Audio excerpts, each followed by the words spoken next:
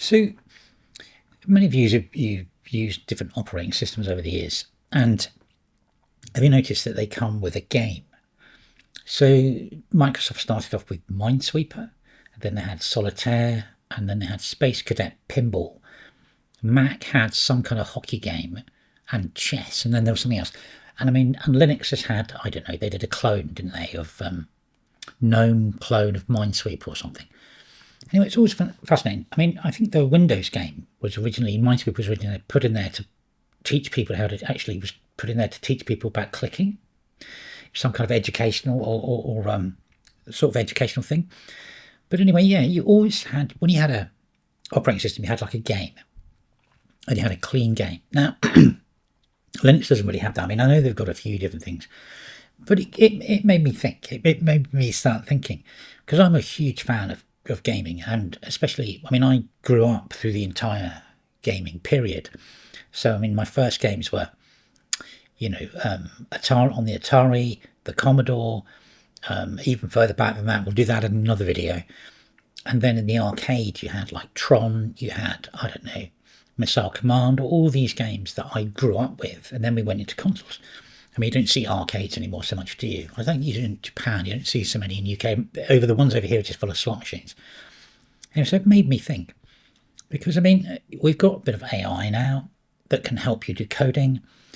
You know, and there's some great languages out there to help you write games. So Lua is a brilliant language for gaming. I think anybody who's dealt with Roblox knows Lua quite well. I think that's in something to do with Warcraft's got it in there, I think, as well. Anyway, it's a lightweight language, but it's great for writing games. So I'm sat at my computer and I'm thinking, you know, I'm sat on Omarchy and I'm looking at it and I'm thinking, there's no, if you wanted to do something, if you had like 5 minutes of spare time, while your flock of AIs or agents are out there churning through thousands of lines of gobbledygook code to make something, or you're just doing something and you want to take 5 minutes off. I mean, what we used to do when we were bored was fire up Solitaire and you sit there and you play that game. So I thought, you know, let's put some together, but for Omarchy, but in the vein of Omarchy. So I thought of my retro gaming stuff that I loved, and I thought of Omarchy, and I thought, like, how do we merge these two things together so that it fits into the universe of Omarchy, but then you get something to do in your spare time. So what I've done, I've converted some old retro arcade games into the world of Omarchy. So the first one I've done, I'm going to do a few of these, so get ready. But you can, when you see they're quite fun. Basically, the first one I did was Asteroids. So Asteroids is a great game. I dropped so much cash on Asteroids when it came out. You'd stand there, it's vector art, it was really cool, and you could, you play the game. We'll see it in a minute. You play the game and see how long you could survive. And so I thought, yeah, I mean, so I went through it and I did a bit of work and I worked out how to do it, but I wanted to integrate it into Omarchy. So obviously, can't call it Asteroids because that belongs to Atari. So it's Omoroids, and Omoroids sounds way too close to an illness I should be suffering from at my age, but thankfully not. But yeah, so it's called Omoroids. Now, you can get this off the website. Go to the website, there's a new retro gaming section on there. Click on that, take it to the Git, pull it down and play. But I'll take you through what it does. And it's the same theme with the other games I'm creating for this, where it's like a Omarchy arcade. So it's loads of games, but they fit into that world that we're so used to and we like.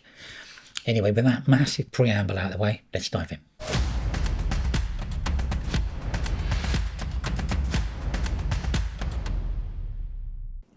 Okay, so here we are, and we're on Omarchy, obviously.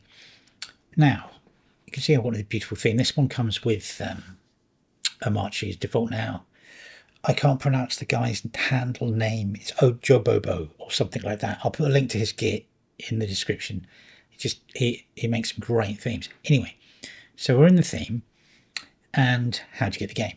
So here we go. So basically, open a browser, go over to the website, no signal, and if you scroll down underneath all the other scripts, there is a retro gaming section. So I'll do the videos for these, and then they'll appear here. So click on that. Go over to Git, my Git, because I'm still red flagged at Git, and I don't know why they won't tell me. But until then, we're going to do this. And here you go. So all you need to do is just copy the command, launch your terminal, and switch that over there. Oh. Launch your terminal, paste it in, it's curl command, pipe to bash, and it's installed now. It's going to install a thing called Love2D, which is Lua. So if you don't have it on your system, it'll install it. It's a small thing. So let's close that, and it's ready to go. So if you go into the menu system, you go OM, there it is, Omoroids.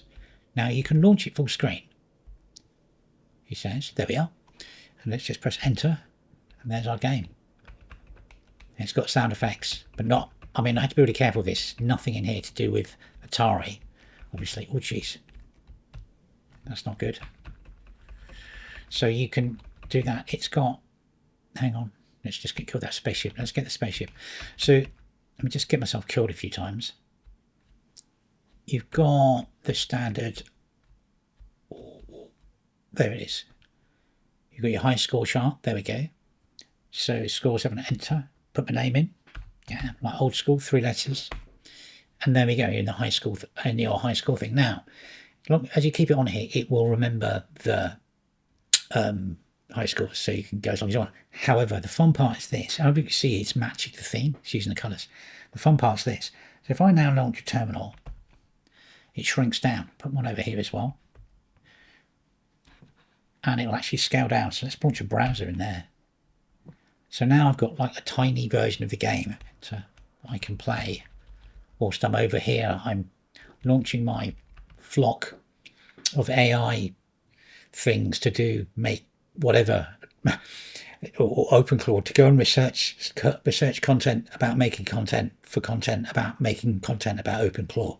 Anyway, so your game's there. So just to get out of it, you just quickly get rid of it as normal. So there you go. So that's it. You launch it, you can play it. Let's give it all these windows. And then obviously the theme part of it. So let's just launch up there. Go into style. And then let's pick another theme. Let's go for, what's that one? Azure Glow. No, let's try Cobalt 2. Cobalt 2. Cobalt 2. All right, so let's just get some windows up. And we'll launch it over here. So let's go into Omoroids. That's pretty funky. So as you can see, it sort of matches, these games match up. They don't mess up your world. They like keep in fitting with your environment. So there you go. But you have to restart the game for it to pick up the theme again on the next run. It won't. You can't like change the theme midway through a game and for it to work. So let's just come out of that, and I'll just show you this one. Escape. Come on. This I've got to say, I'm a big 9 Inch Nails fan.